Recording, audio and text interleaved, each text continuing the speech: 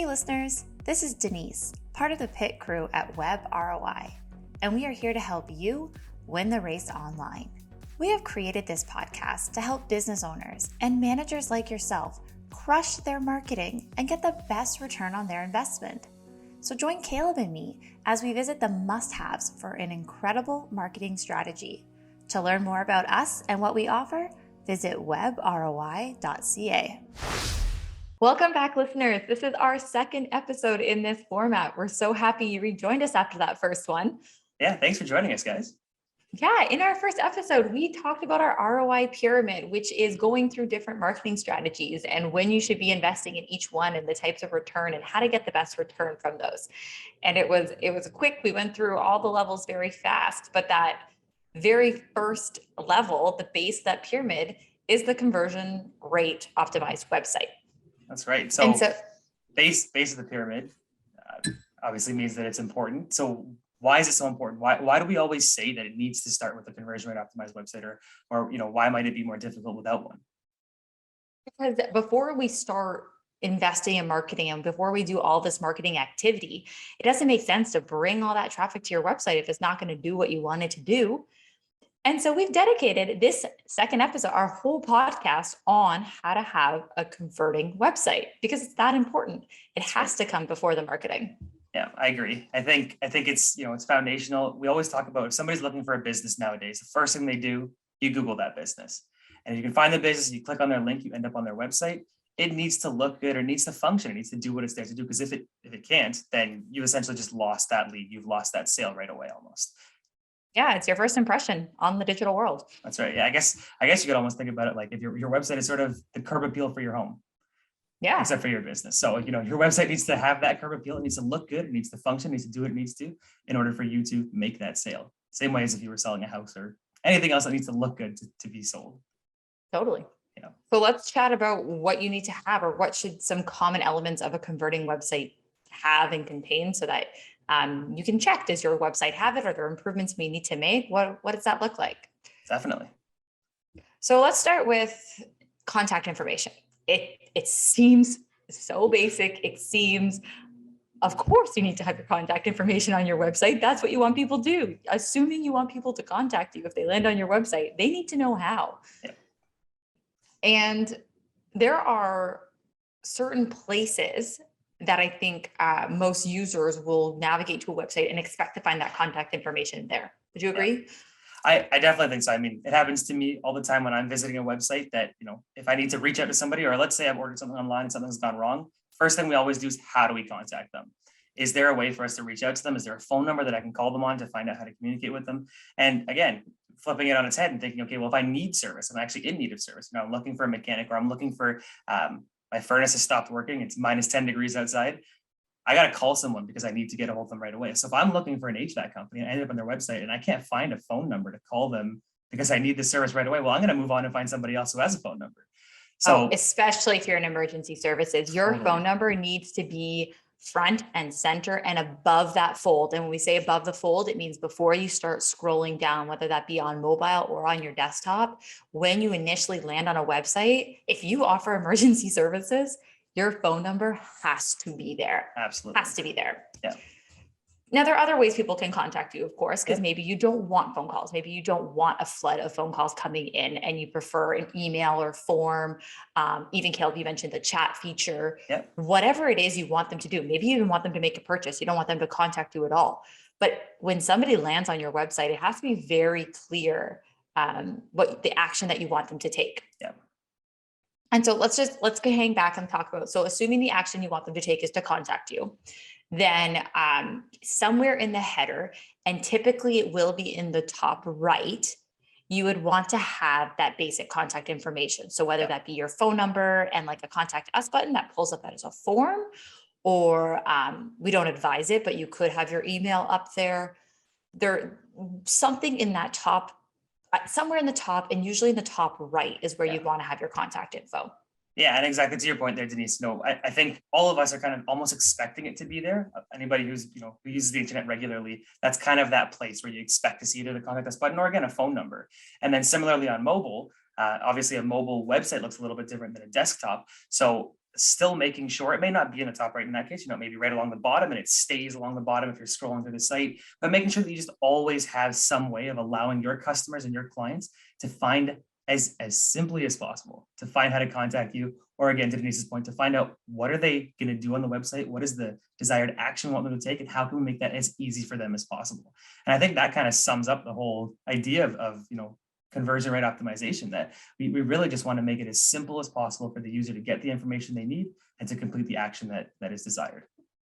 Yeah, and I think it's really important too that all websites have a contact us page, so that even if you're not entirely sure what the information is throughout the site, there should be a page dedicated to your contact information, which you can then easily find on the site. And that contact information page needs to have whatever you want your users to know. So your phone number, a form to contact you, your address is a big one. So if you have a storefront that you want people to go to, you got to give them your address, ideally with a map integration. Something that we like to do too, it is quite common, is that on the footer, so at the very bottom of the website, you're going to want to have your address there as well as your phone number. And the reason that is also, it's a great SEO tip as well, because now you have your address, which is your local area, on every single page of your website. Yeah, I'm glad you said that. I was going to bring that up, that on the SEO side, having it, again, guys, SEO, search engine optimization, excuse me, and just making sure that Google is also able to see your website, to look at your website, figure out who you are and where you are. And so including information like your phone number, like your address, is important on the SEO side, which again is all part of the conversion, because Google is looking always for a consistent NAP, and that's your name, address, and phone number. Now we'll get more into detail in this in another podcast where we talk specifically about SEO, but making sure that you've got the same phone number, the same business name, the same address listed everywhere online is really important. And so including it in places like on that contact us page, or Denise, like you mentioned, adding it to the footer, a great way to make it very easy for Google to see and ensure that you've got the right information there consistently. Yeah, and then on top of contact information, we talked about call to actions. So a CTA, we're probably going to throw that out there, a bunch of this acronyms, but what is it you're trying to get people to do? So if it's a purchase, maybe your CTA is buy now or shop online, shop your products, different things like that. You could have request a quote, request a service, different CTAs that way. And so CTA placements can be really important as well. You don't want to just have scrolling of information without a button indicating what you want the person or your client, potential client, to do. So let's talk about CTA placements and where those should be. So a rule of thumb, should never be more than 2 to 3 scrolls without seeing one. They should stand out. They should be a color. They should be different than the background of your website. Like, it should look noticeable. Yes, I agree. Yes. And I think especially in talking about websites as a whole right now, we often have this idea, and a lot of businesses do as well. You want this like state-of-the-art, gorgeous website that's super sleek and almost hyper modern. Well, and we've run into issues like this ourselves, where we try to set up a website like that, and then we realize that people landing on the website actually don't know what to do or where to find what to do, because you almost can't see it. So to your point earlier about making sure that the CTA is a different color, that it's very noticeable, and if you're kind of hiding it in a corner, or you need to move your mouse over a certain area just to see the button, it makes it very difficult for your users to actually figure out, what am I here to do and how am I going to do it? So being sure that they are so very clear that people can't miss it is really important, because that's how you're actually going to drive those leads. And that's how those leads are going to get into contact with you or complete a purchase or whatever that desired action is.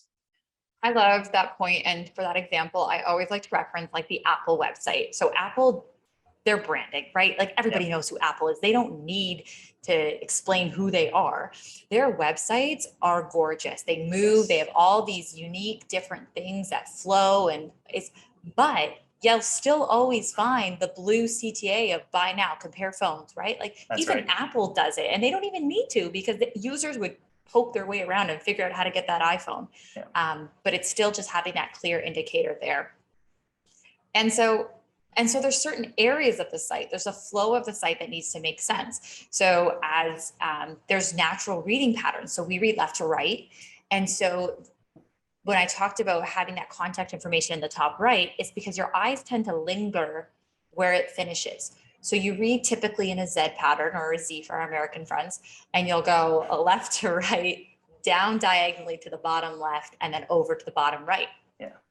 So we call them kind of hotspot information. So you'll have your logo up at the top left, you'll have your contact information in the top right. People will skim down through the middle through that diagonal, and then you're going to have some hotspots on the footer as well, Right. or at the bottom of the page.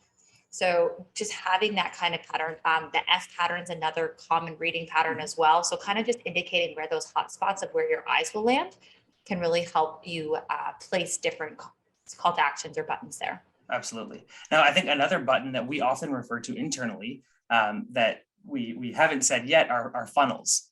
And so Right. we use funnels, and Denise, you mentioned, above the fold earlier, and again, that being not needing to scroll in order to see this sort of information. We like to include what we call funnels on websites. And so funnels are essentially another button that is placed there, and we like to do ideally 4 is kind of the goal.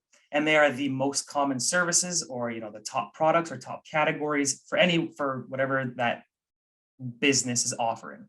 And the reasons that we like to include those there is, again, simplicity. People hit the website, they landing on let's say they're landing on Apple's website. They're likely going there for an iPhone or an iPad. And so now Apple, I don't believe, has funnels like that on their current site, but if they were to, they would likely pick something like, the iPhone, the iPad, then a MacBook and something else, because they know that people who are landing on the website are looking for that specifically. So Denise, what other, what do we really try to do with funnels, or what other insights can you add into why we find so much success with using funnels on websites? Well, just like you said, funnels should represent usually your highest, your revenue making, Yeah. the highest revenue product or service, but also what are you trying to push? What are you trying to sell at that time? So if you are a patio furniture company and you want to have umbrellas because that's like, a big push for you. So you have an umbrella funnel, and it's a beautiful umbrella with the word umbrella with the shop now, or shop button right on there. The other one next to it could be patio covers, because maybe that's it. Patio furniture and patio accessories, let's say. But then when somebody lands on your site, they clearly see your kind of top name products, and it funnels them right to that page, as opposed to trying to have to navigate through a menu. And you can make menus simple. You can try and do your best you can. But as you get more and more products and services, your menu tends to get more cluttered, which is just, there's nothing you can do about it, right? You have to have everything on your menu. So keeping the funnels as your clear top sellers or your top products or your top services just gives users an easier way to navigate their way to that page. Yeah. And so that's kind of, we talked about the flow of the site, and then, that's funnels and image or CTAs. But then of course there's other components that make up the site. So images can be a big one. Images are how people relate, right? I mean, people scroll. We know people aren't reading through the content. Content's there for a completely different reason, which we'll talk to about when we get to our SEO podcast. But images are what make people emotionally connected to your brand or to your product. And so having the right images is extremely important. And it doesn't come down to just having high quality images, because nobody wants them to be pixely or stretched or just poor quality. It's not going to relate to anybody. Yeah. But I think it's so important to make sure your images reflect the type of work you want to do. Exactly. And I say this more like, in the contractor. So I know we had a client who is a landscaper, and he wants bigger, or they wanted bigger jobs, big projects, full backyards. And the pictures that they sent us were like zoomed in pictures of interlock. Yeah. And sure, the interlock looked great, but it's this interlock patio. And so when I land on this website and I just see just interlock walkways or paths. Exactly. Well, why would you think that why? they'll do a whole backyard for you? Because it looks like they're just doing that walkway, that pathway, or stairs. And sure, they're great stairs, but it's not connecting to me. I don't see the whole picture. I don't see the entire backyard that makes me go, I want that. And so it's so important that you're picking images that relate to the types of work you want. Absolutely. And I think, to your point, it's different for every business. Different businesses are going to require different images. So if we're talking about somebody like a landscaper, or somebody who really does a builder or a renovator who does this gorgeous work, we want to make sure that we're representing that work correctly. So we want to make sure that you are seeing the beautiful work, that you can see the quality craftsmanship. And at the same time, visitors who are landing on the site and seeing those sorts of images are going, oh man, I want my house to look like that. These guys like understand, they get the look that I want. I really got to reach out to them because I know they're going to they understand what I'm going for. And that's such a huge portion. I mean, different different businesses, like I said, will require different sorts of images, and some businesses might look for images more along the lifestyle side, where you're seeing, a happy family doing something together, and that is what they want to resonate with their audience. There might be some that if you're a business to business type of enterprise instead of a B2C, and those types of lifestyle images aren't gonna fly. Those don't work very well in a B2B environment. So maybe you need to be a little bit more technical with your sorts of images. But all that to say, images are still just as important regardless of the industry. It's just making sure that you're selecting the correct images and using them appropriately is really going to help with the user experience of your website. For sure, targeting your images to your audience. And you nailed it. I'm so happy you said that. So, if you are lucky enough to be in an industry, a visual industry, meaning that you create a product or service that's beautiful, that's the best, right? Because Yes. then you can display your work. That's all you want. And no hate to our HVAC friends, but like nobody wants to stare at a picture of a furnace in a basement. Exactly. So it's hard to make that look nice. It's hard to get somebody to emotionally connect to that furnace or that AC unit and go, oh, I want that. No. And that's where maybe you have to tie in more of the lifestyle. So do you see a family happily in front of a fireplace, enjoying the warmth of a fireplace, or, and try and pull in the more lifestyle images, because that's going to relate and just have them associate, a home comfort more than just a product image, if that's all you had throughout your site. So having a variety, but having that emotional attachment. Exactly. And then, something that we mentioned last week in our the last podcast was understanding your audience.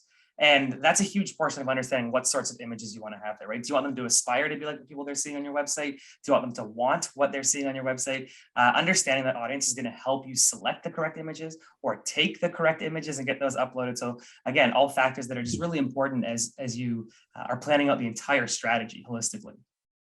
Sure. So the other huge component of a website that nobody likes to do or even talk about is the content. Has to be your words on your website. Yes. I know nobody wants the words there. Everybody, it's looking cluttered, and I totally get that. And from an SEO perspective, there needs to be some sort of content on there. You also have to explain to those who want to read the details and read through everything. It's important to have some information in the form of words there. So I want to talk about having proper content on your website. For sure. It's kind of funny because just now we mentioned everybody's looking at images, and most of the time we skip right past the content and we just, we're just looking at the images. But that's not to say that content is not incredibly important, because it really is. And this is what we're going to get into now, but yes, images are important, but I would say content is equally, if not more important, because that's really what Google is deep diving into, is the content. So as much as we say people skip right past the images, skip right past the content to just see the images, content's still very, very important. I don't want that comment to be lost.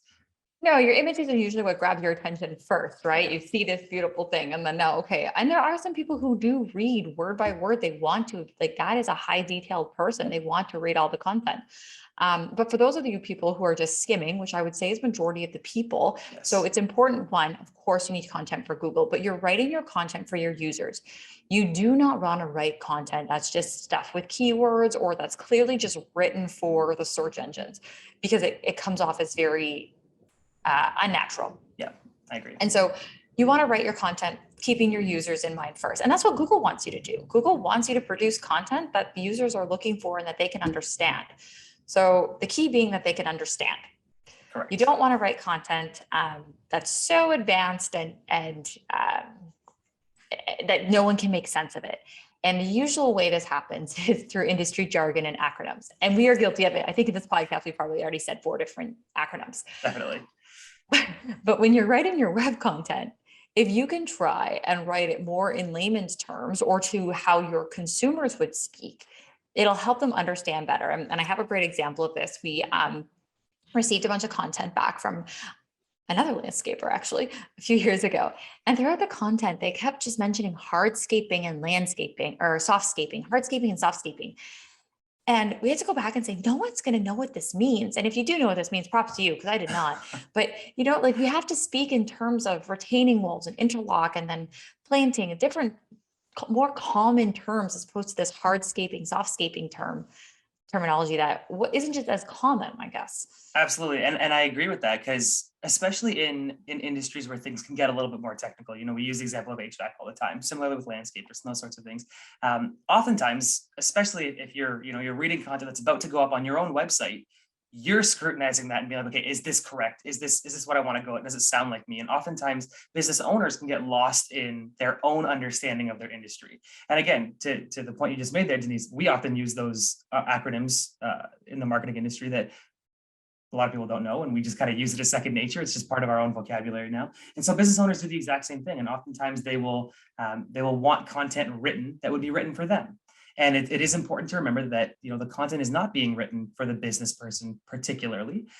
As we mentioned, it's being written for your user. And so making sure that it's understandable for the user, making sure that it's something that they can associate with, or that it's using terms that they might understand so that they can compare it to things that they have around their space or that they've experienced in their own lives, just so that that connection is made in a much quicker and more efficient way. Because without it, again, if you land on an HVAC site, you're trying to find somebody who can help you with emergencies, and they're listing off every part of an HVAC system, you're going to be like, listen, this is not what I'm looking for. I'm looking for somebody who can help me get my air conditioner working because it's way too hot in this house right now. Mm-hmm. That's really what you care about. So making sure that type of verbiage is being used across the site so that when someone lands on it, they go, these are the ones to help me. Sure. The one exception I could see to this is if you are maybe in B2B or in a really niche area, where having really common basic content will actually work in a disadvantage for you, because you want to try and show your expertise that you're very familiar in that industry or in that niche. So I know with some of our some more technical businesses, or especially like in that B2B, you may need to drop more and have like more industry or more industry language, I guess. Yeah. So just knowing who your audience are, because if you're working with maintenance managers who know very much all the parts of different things, and you're not talking to an average consumer, then of course you're going to want to include that type of technical piece or content in your language. Absolutely. And I think, it's echoed through everything we've said today, but again, know your audience, right? If you know your audience and you understand what they're looking for, and you can write that way, provide images that way, they're just going to be able to click onto you immediately. Sure. So another component to a website, so we have the images, we have your content. How beneficial would it be to have case studies or even reviews, real client experiences on their website? So for me personally, and this is, we see this all the time with websites everywhere, so incredibly important and helpful. And the reason for that is it's just social proof. You've got reviews and testimonials of people saying, hey, I had a great time with these people. They did exactly what I needed. I got exactly what I needed from them. This is the business to work with. Users love seeing that on websites. And then on the case study side, it's actual proof of concept. It's proof of what it is that you're capable of doing and what you're capable of producing. So if you can provide those sorts of things to your users, immediately they're going to say, okay, you know what, other people have had great experiences. I can see the quality of work that they do. This is something that I'm looking for. They can dive right in. And you're proving to your audience and anybody who's visiting your website that you are the expert. You are the person who is good at what you do. You make beautiful things. You sell great things. Anything along those lines. You can really use both case studies and testimonials or reviews or anything like that to really bolster this idea that you are the company that your users want to work with. Yeah, I think people are just looking for it's word of mouth gone digital. So people are looking for people like them and how their experiences were. And I'm sure we all can find a time. I don't think I buy anything without reading reviews anymore. I agree. But I love it. And I go even further now. I look for reviews that relate to my situation. And as soon as I find one that's like, oh, that's me, I am sold on the spot. Yeah. I was looking at barbecue covers, like patio covers for your barbecue, and going through all the different reviews. And then somebody talked about the area that I was in and the type of storms, the ice rain and everything that I had. And like, it was just the fact that they mentioned my location too. And I was like, this is perfect. If it works for them, it's going to work for me. Right. Yep. And I bought it.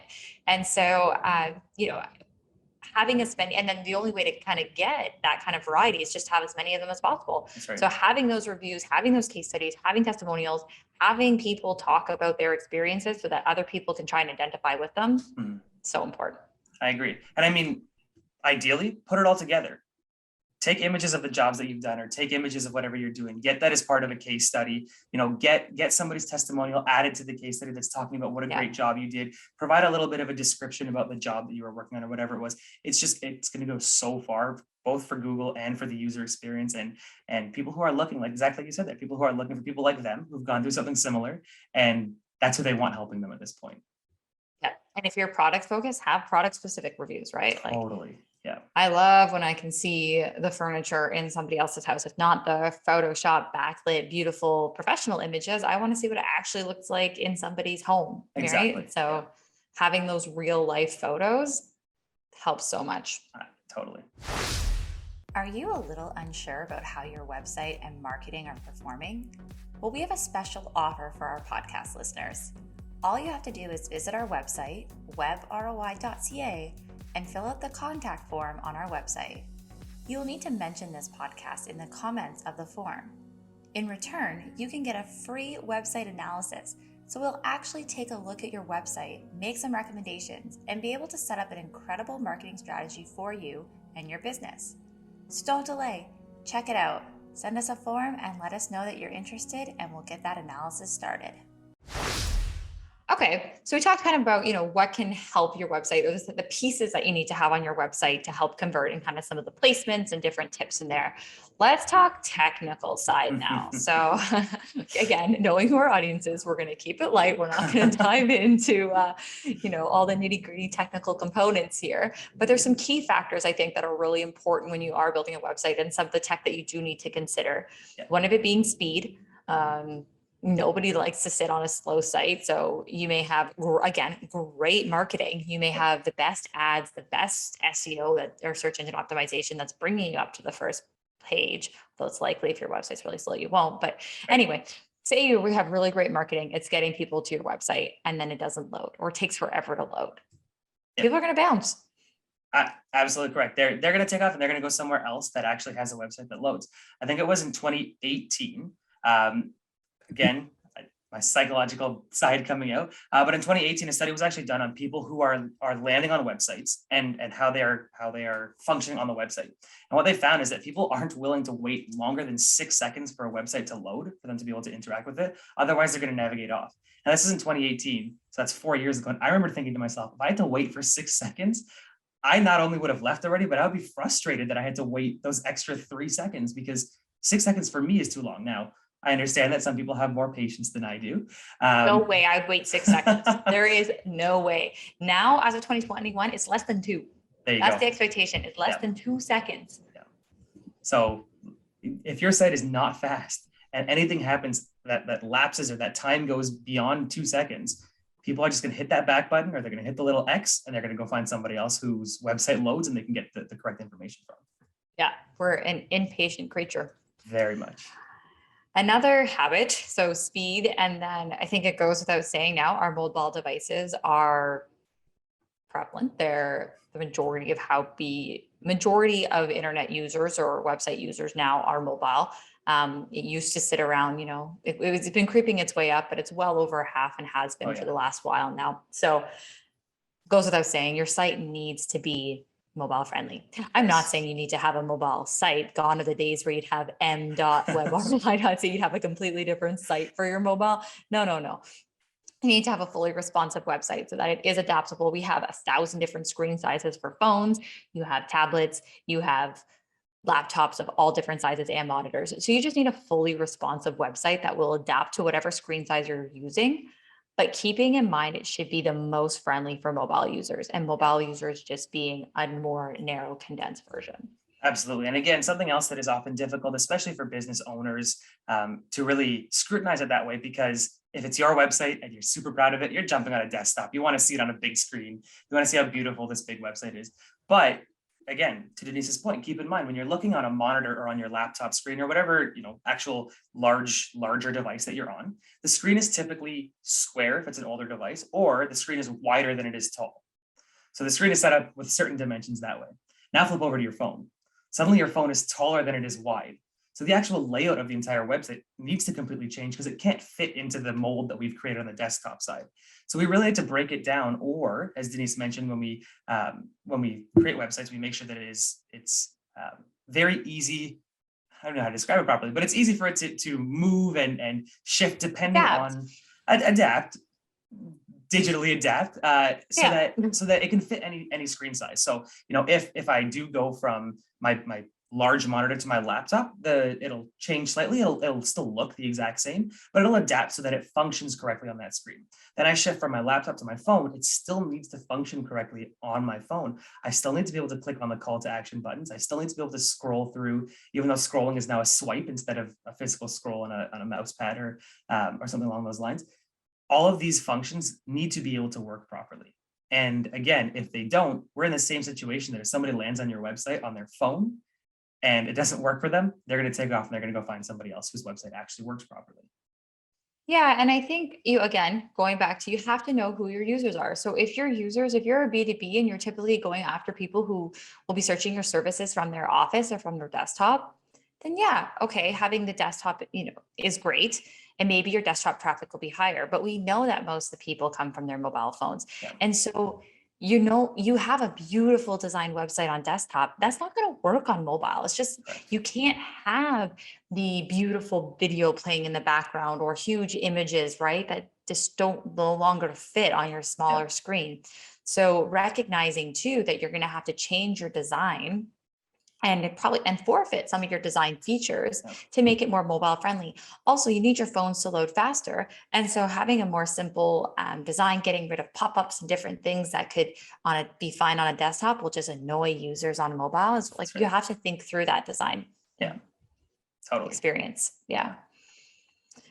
All right. Our other tech component to talk about today too is web accessibility. It's been a big one the last couple of years, and similar to, if you had a brick and mortar or a storefront, making your store accessible to anybody with a disability. So whether that be more so, I guess, if you were having a physical storefront, anybody can enter your store and shop around, regardless of their disability. Yeah. That has moved to the website, and it's moved online for years and years and years. It's just living in Canada or even in Ontario, there's different legislations that came out in 2021.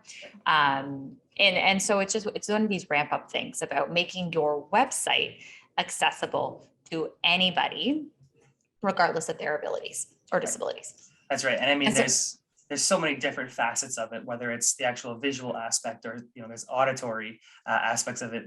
There's so much to actually dive into that it might not be easy for somebody to actually be able to manage all the individual little aspects of getting a website. I hear another podcast coming on. It's just web accessibility. There you go. That is fully web accessible, because it really is a lot of work. And again, as you mentioned, these, in Ontario, if you do have a business of a certain size and your website is not fully accessible, you could be liable for fines or some legal action, because it is required now by law for you to have an accessible website, again, for businesses of certain sizes.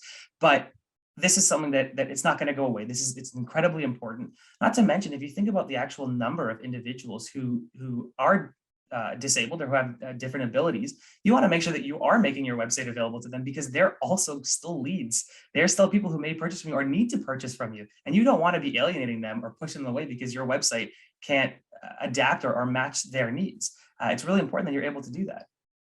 And this was fascinating when I was first doing research into it and just learning about things you may not even think of. Right. Even just different having color gradients and being able to change the color, because maybe not everybody can identify all the colors on your website. And so your CTA button that you made a certain color isn't actually standing out like you thought it would. Correct. You can have different components that are actually can be the flashing or different high movement things can be really triggering if somebody is seizure prone or different things. So that's having it from the front end, being able to change your visual, even something from a magnifying. So being able to zoom in and out and change different things just makes your website, exactly like you said, accessible to more people. And why wouldn't you want that? Yeah. There is the whole technical coding side of it too. Like you need to have your site coded properly and have all different tags, but like, we're not going to dive into that, but it is just a whole beast on its own. I don't have a crystal ball that, looks into what Google thinks, but having an accessible website just means that more people can use it and they'll stay on your website longer, which is what Google likes. Yeah. So Google has not come out and said accessibility and your rankings are directly impacted yet, but looking down the future, I mean, it just makes sense. You want your website to be accessible to all users, which is what Google wants. They want you to stay on your website longer, which is what Google wants. It just wants your content, everything you're able to go through so much easier. So I have no doubt too that the more accessible you make your website, you're not doing any harm to your SEO. We'll put it that way. Exactly. And I agree. I think this is a really important aspect and topic that often gets pushed to the side, because when people think about, needing accessibility or needing to make sure they have an accessible website, and we're not, I mean, it is for individuals who, maybe just need to navigate the website using only their voice. That may be a specific case, but it goes as simple as, an elderly person trying to navigate a website and the text is just too small for them. So giving them the ability to increase the size of the text so they can read the website, they can interact with the website much more easily.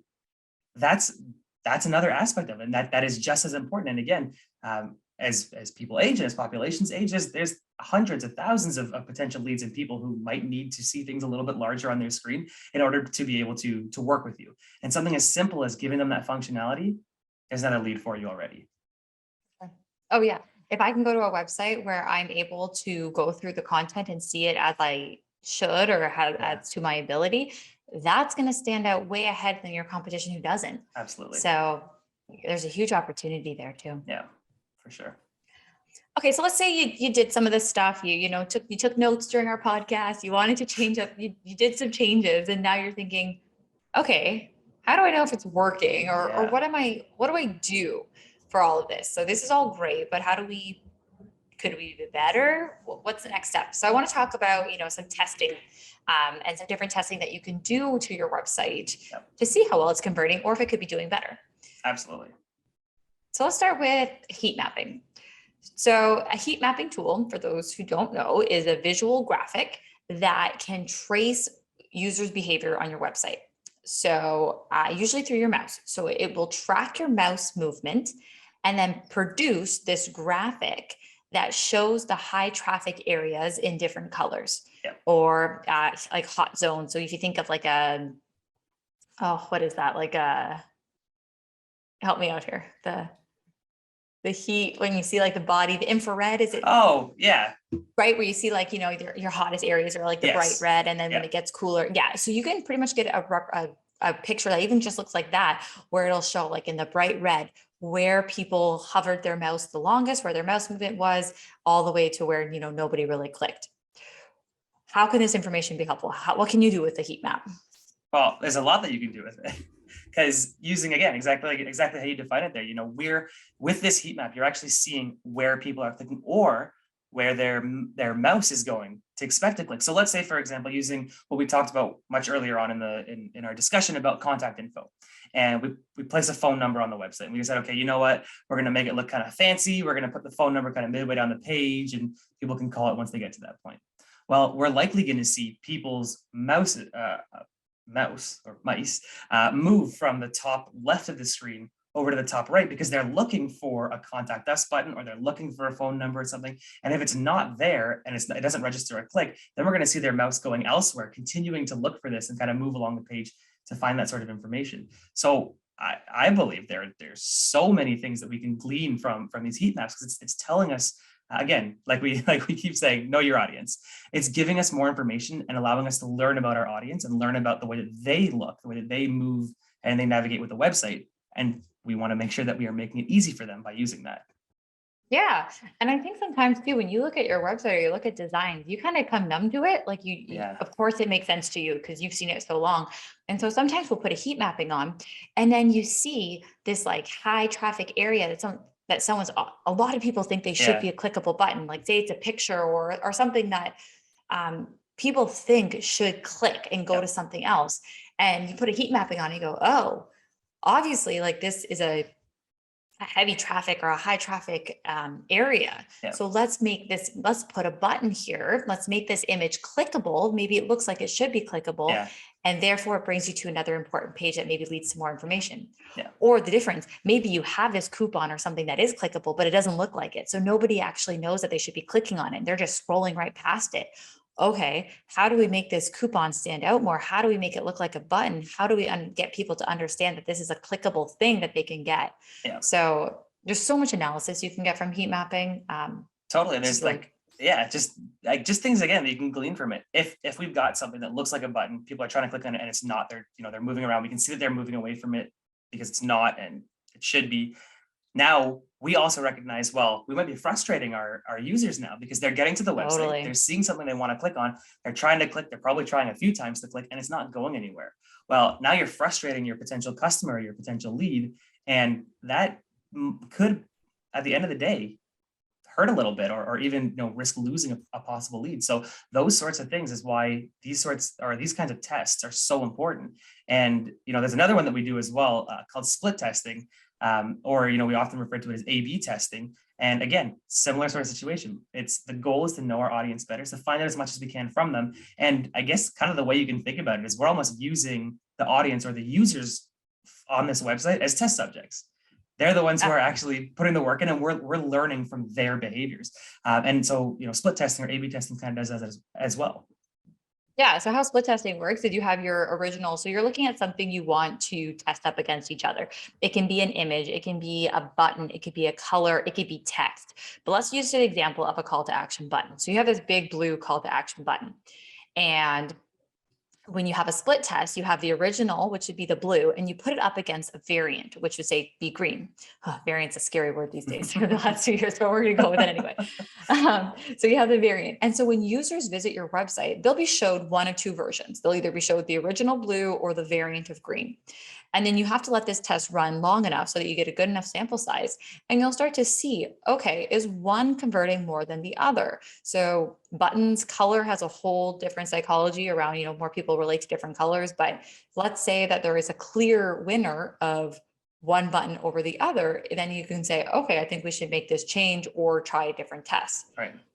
I'll give the example because it's actually happened on our own website. So we have our website and we go with a race car theme. So win the race online is our tagline.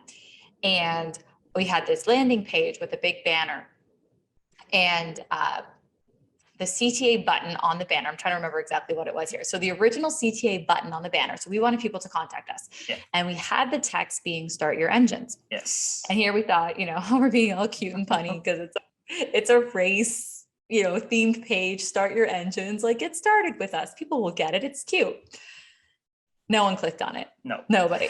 And we should know better. We should know to not try. We should be more direct and to the point, but we want to try it out is with our own sites. We thought, it's a fun thing. We can try to be a little bit more marketing. And that's a good example of how oftentimes people who are in the business get so absorbed in it. We sometimes miss the reality behind it. And this is a good example of that. And yeah, we were able to step out. We had to. Yeah, we preach to our clients all different times. And then when it comes to us, like, oh, we can go with our little punny saying. No, it didn't work. So then we changed out start your engines with just the good old get in touch, right? Tried, true, tested. So we ran the split test for a while. We ran start your engines versus get in touch. So when someone would come to that landing page, they'd see one of two versions and we let it run and we got to see, okay, what produces better results? And get in touch got twice as many clicks as start your engines. And frankly, I think people just didn't know what it meant. They didn't know what we wanted them to do. And so it was pretty clear indication to us, say, okay, let's swap that button out. Let's put it back, get in touch. It gets more people contacting us, which is what our end goal was. And we had the data to support it. So that's right. So again, just so incredibly important. And then particularly, as a business, it's also just interesting to find out, okay, well, what do your audience, or how does your audience actually respond best? And split testing, as Denise said, it's not just on buttons like this. It's not just changing the color of a button or changing the text of a button. It could be anything, right? There's so many different aspects that we could be testing out. If coming back to funnels, you could try a different image on the funnel itself if one does better than the other, or so many different areas like that allows you to glean more information from your audience. It allows you to understand the way that your audience works best, so that in turn, you can shift some of your processes and your strategy to meet them where they are and just increase the likelihood of making a sale or working with those people. You can even test the action of a click. So you can have different paths. So say somebody clicks on a button and takes them to one page, you can test it if it took them to an entirely different page and to see which one would work better. So yeah, I think the more data that you can have, the more you can use it to your advantage to just continuously improve, because that's the whole point is it's never just put it up there and it's done, right? You can always be improving. You can always be getting better. You can always have more conversions or just continuously testing to see what will get you the most converting Yeah, website. absolutely. I agree. And to think about this discussion as a whole, we're talking about conversion rate optimized websites. And I think what I'm hearing from you right now is that that's not a one-time thing. You don't only do that when you're building the website. This needs to be an ongoing process. Yeah, I mean, there's a lot of core things when you're doing the structure to set it up, but then why not strive for better? Why not strive for more? And that's where you can continuously use this stuff and staying on top of what you need to be doing. Things like accessibility and those legislations that come out, and the different um, updates and algorithm updates and how that affects your website, I think Yeah. is really important to stay on top of. I agree completely. All right. Well, I think we've covered everything for a converting website. I think so. I mean, there's definitely more we could have got into more detail with, but we got to keep it fun. We're trying to keep it general. We're open to suggestions. So if you ever check us out on social, head to our website. We're always open to, new topics, but we'll just continue our way, focusing on some of our key services or some of our key marketing strategies that we feel get people the best return on investment, because that's what we're here to do and that's what we're here to share. So we'll continue on path. That's right. But yeah, thank you everyone for listening. Do you need help with your digital marketing for your business? Contact the experts at WebROI and get ahead of your competition. Visit our website at webroi.ca or give us a call at 1-8777-WebROI. Thanks for listening, and don't forget to subscribe to our podcast so you get notified every time a new episode drops.